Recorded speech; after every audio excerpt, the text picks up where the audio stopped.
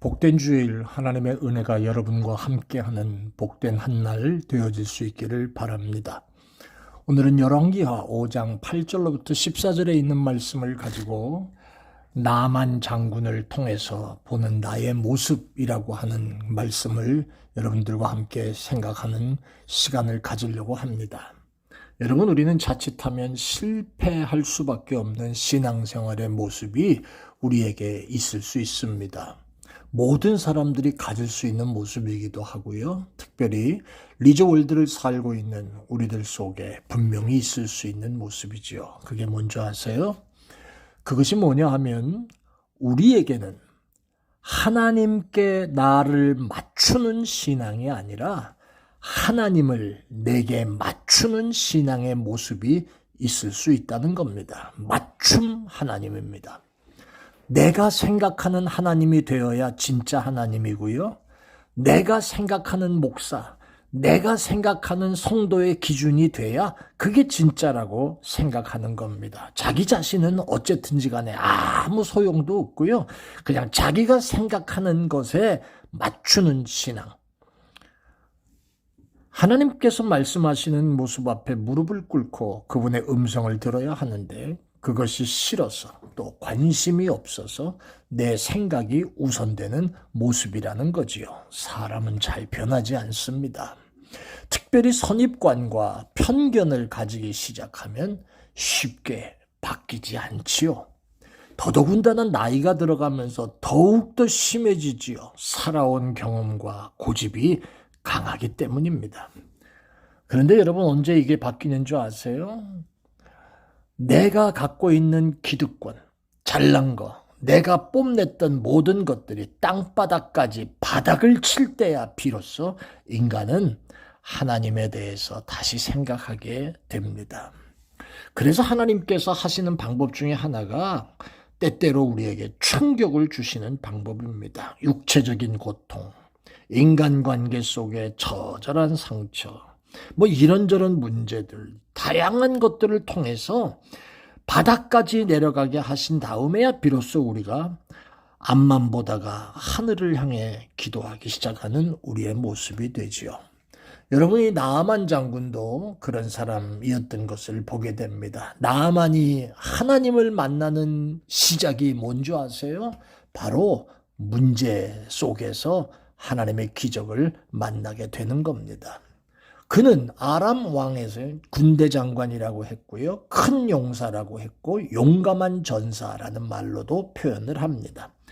하나님을 알 필요가 없는 사람입니다. 왜냐하면 모든 것이 자기 뜻대로 다 되고 있다고 생각을 했기 때문이지요. 그런데 이 사람이 어떻게 하나님을 만납니까? 그에게도 결정적인 약점을 하나님이 던지셨고 권력도 재물도 힘도 명예도 있었는데 그 결정적인 약점 하나가 하나님을 만나게 하는 기회가 됐다는 거지요. 문둥병이라는 겁니다. 우리에게도 이 아킬레스건 같은 취약점이 있습니다. 하지만 이 아킬레스건 같은 다양하고 복잡한 문제를 경험하면서 인생은 아무것도 아니구나. 나보다 더 크신 하나님이 계시구나. 이 사실을 확신하고 깨닫고 내가 하나님 앞에 내 힘으로 사는 게 아니고 이제 하나님께 맡기면서 살아야 되겠구나. 이런 것을 깨닫고 결심을 하는 사람들이 바로 믿음의 사람들이지요. 그런 사람들이 기도하게 되지요. 그런 사람들이 하나님 앞에 말씀을 통해서 자기 자신을 바로 세우려고 애쓰지요.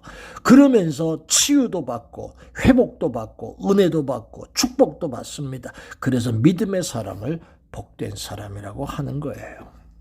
나아만은 이런 축복을 받으면서 하나님을 만나는 그런 결과가 왔습니다.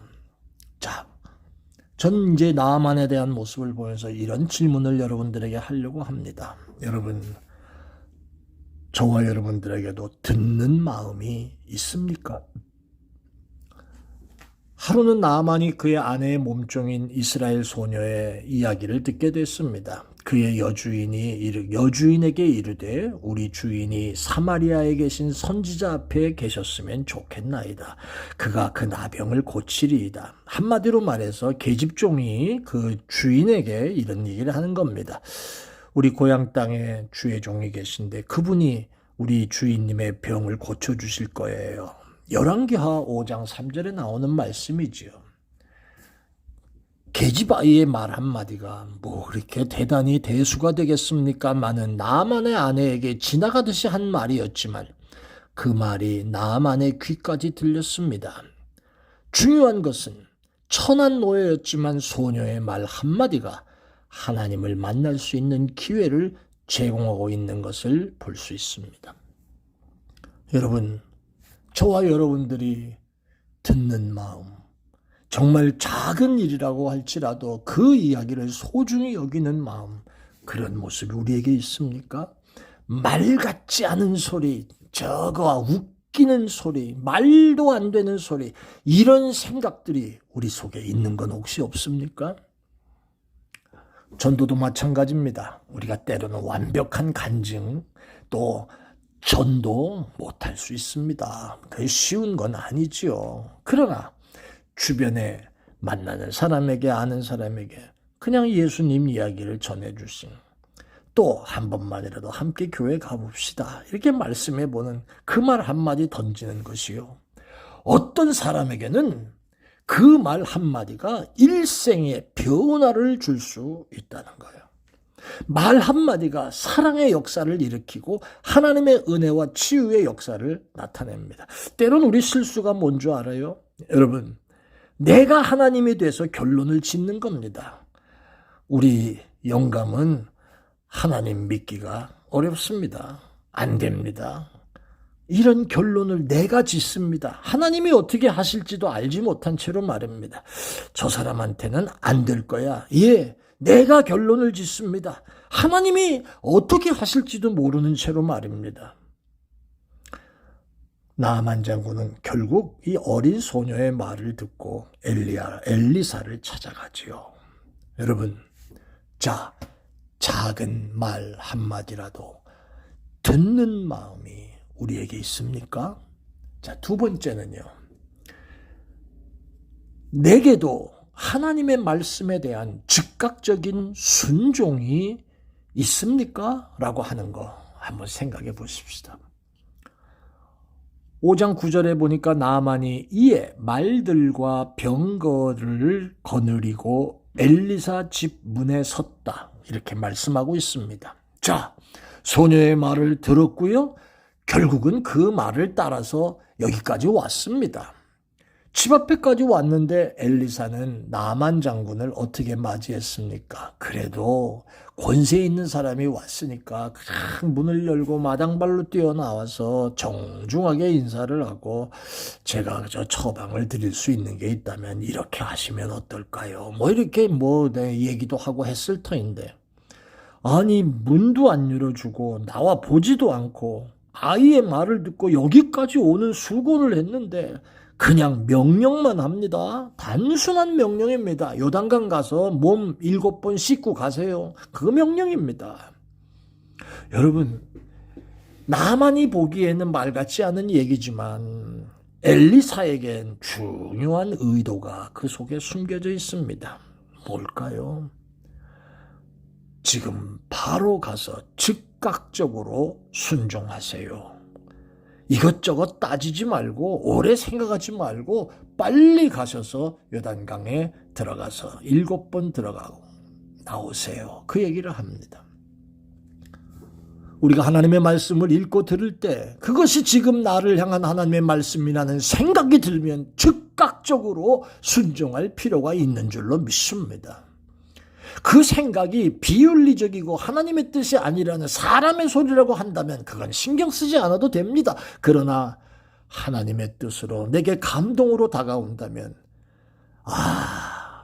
좋은 말이지. 아이고 좋구나. 이게 아니고 순종하는 모습이 있어야 한다는 겁니다. 여러분, 내 욕심과 내 생각과 하나님의 말씀이 충돌할 때가 바로 하나님의 축복과 역사를 날려보내는 아주 안타까운 시간이 된다는 것을 잊지 마시기를 바랍니다. 또 하나 네 번째는요. 여러분, 저와 여러분, 우리에게도 특별한 교만은 없습니까? 엘리사가 나아만에게 7번 강물에 들어가서 몸을 씻으라 말하지요. 이건 완전한 순종에 대한 요구였습니다. 7번을 똑같은 일로 반복하라는 거. 이거 참고 인내하면서 순종하라는 거예요. 어떻게 보면 오늘 본문에 대한 내용을 쭉 읽어보면요. 이 나아만은 이 얘기를 듣고 지금 분통이 터지고 있는 것 같습니다. 엘리사는 나아만이 갖고 있던 교만을 내려놓기를 원한 건데 오히려 지금 이 순간 특별한 교만에 사로잡혀가지고 나아만이 지금 쩔쩔매고 있잖아요. 우리도 교회 나와서 예배드리면서 이런 마음이 생길 때가 있습니다. 하나님 앞에야 그런 마음이 있겠습니까마는 사람들 사이에 내가 이래봬도 이런 생각입니다. 내가 이래봬도 장로인데 내가 이래봬도 세상에서 좀 이런 사람이었는데 이런 생각들입니다. 교회 앞에서 그게 무슨 의미가 있습니까? 교회는 다 죄인들이 모이는 곳인데 무슨 거기서 키를 재봐야 무슨 키를 잴 게 있고요. 잘나야 얼마나 잘난 게 있습니까? 이게 아니라는 거예요. 하나님 앞에 나올 때는 세상에 있던 재물, 명예, 권력의 정도가 자랑되어서는 안 된다는 거예요. 사모하는 마음으로 어린아이의 심정으로 나와야 한다는 것을 가르치시는 게 주님의 가르치심입니다. 하나님, 나는 부족한 사람이에요. 내가 연약한 사람이에요. 나는 거룩하신 하나님 앞에 죄인이에요. 이것을 고백하면서 나오는 것이 믿음이요, 예배요, 신앙입니다. 근데 이 나아만이 좀 보세요. 열왕기하 5장 11절에 나아만이 노하여 신경질을 냈다 이 말이지요. 신경질을 내면서 뒤로 물러가면서 말하기를, 야, 내 생각에는 저 엘리사 저것이 내게로 와가지고 하나님의 이름을 부르면서 그 손을 내 부위에 위에 만지고 흔들면서 나병을 고칠 줄 알았다. 이게 말 한마디 던져놓고 면상도 보이지 않고 콧배기도 나타내지 않고 가서 씻고 가세요. 이게 나를 지금 뭘로 알고 이따위 짓거리를, 나를 어떻게 이렇게 대우하는가? 내가 이런 대접을 받을 사람 아닌데 무슨 대접을 받기를 원합니까? 그 다음에 하는 말이 자기가 갖고 있는 생각이 또 나옵니다. 우리 동네에 있는 다메섹 강 아바나, 우리 동네 옆에 흐르고 있는 바르발, 이게 이 이스라엘 요단강 이 똥물보다 낫잖아. 내가 거기 가서 몸을 씻으면 깨끗하게 될 거야. 그러면서 몸을 돌려 분노하여 떠났다. 뭐가 지금 나만을 이렇게 행동하고 합니까? 사랑하는 여러분, 우리가 지금 읽는 말씀이 하나님의 음성으로 들리면 교만을 버리세요. 순종하세요. 우리가 크면 얼마나 클 것이고, 많이 배웠으면 얼마나 많이 배웠을 것이고, 많이 가졌으면 얼마나 많이 가졌어요. 세상 것들 다 가졌습니까? 그러면 다 가졌다고 얘기할 수 있겠지만 남들보다 조금 더 많이 갖고 있는 거 가지고 무슨 대단한 것인 것처럼 얘기한다면 그 교만을 하나님 앞에 어찌할 겁니까? 왜 하나님의 은혜로 내 남은 인생을 채워야지 마귀 사단의 역사와 악한 영으로 채우고 살아가려고 합니까? 그 교만을 버리세요. 그 보잘것없는 교만함이 하나님께로 가는 나의 길을 막습니다.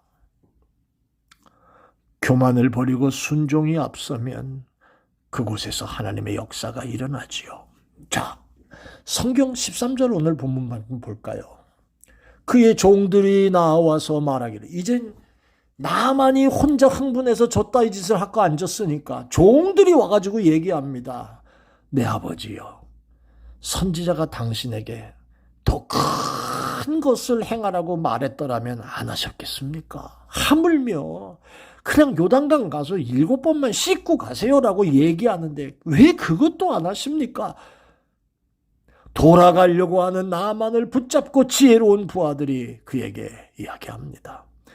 그 종들의 권면에 결국 나만은 그래, 세상 말로 이 말이죠. 믿져야 본전인데 그래 그냥 하자. 엘리사의 말 그대로 요단강에 7번 들어갔다 나옵니다. 근데 성경은 이렇게 말했습니다. 14절에 나만이 이에 내려가서 하나님의 사람의 말대로 요단강에 7번 몸을 담궜더니 그 다음에 하는 말이 뭡니까? 그의 살이 어린아이의 살같이 회복되어 깨끗하게 되었더라. 할렐루야. 사랑하는 성도 여러분, 나아만은 그동안 자기가 가지고 있었던 모든 자기의 생각을 내려놓고 하나님의 말씀에 순종하는 그런 결론을 보여주었고요. 그 결론이 문제를 가지고 찾아왔는데 그 문제가 아주 깨끗하게 해결받는 그런 모습이 된 것으로 지금 본문은 말씀하고 있습니다. 왜 하나님께 맞추는 것이 아니라 왜 하나님을 내게 맞추려고 합니까? 왜 하나님의 뜻을 따르는 게 아니라 내 뜻을 은근히 고집하면서 하나님이 원하시는 걸 수정시키려고 합니까? 왜 내 기준이 하나님의 기준이 됩니까? 교만을 버리세요. 이기적인 욕심을 버리세요. 지금까지 몇십 년 동안 해왔던 신앙의 그 잘못된 패턴이 된다면 버리세요. 천국이 가까워 왔음을 깨달으시기를 바랍니다. 사랑하는 여러분, 저는 모태신앙인입니다. 지금 제 나이가 62 먹은 목사니까 아직 리조월드 안에서는 애기 목사요, 청년 목사에 불과합니다. 연세 드신 어른들, 신앙생활 오래 하신 분도 있지만 저도 모태신앙이니까 62년을 예수 믿었습니다. 자, 만약에 제가 말입니다. 지금 주명훈이라는 인간이 아주 이상하게 변질된 모습으로 하나님 보시기에 좋지 않은 모습으로 살아가는 신앙인이라면 여러분, 내가 모태신앙인이라는 게 중요합니까? 아니면 지금 내 꼬라지 이 모습이 중요한 겁니까? 어떤 게 지금 중요한 겁니까? 모태신앙이라는 것이 지금 나의 잘못된 모습을 커버해 줍니까? 그렇지 않습니다.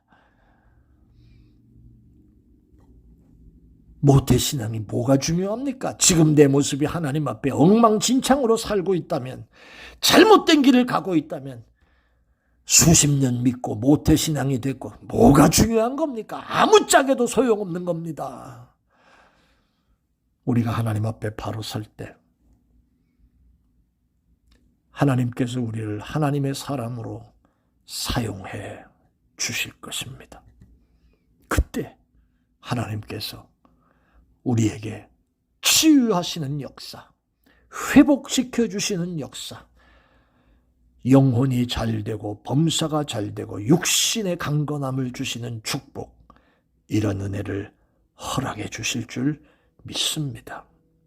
이 말씀을 깨닫고 우리의 남은 인생 바르게 살아가는 우리 모습이 되기를 예수 이름으로 축원합니다. 아멘. 은혜로우신 아버지 감사합니다. 나만의 모습을 보면서 나의 모습을 비추어 봅니다. 하나님, 내 자신의 모습도 바르게 세우고 깨닫는 종 되게 하여 주옵소서. 감사해요. 예수님 이름으로 기도합니다. 아멘.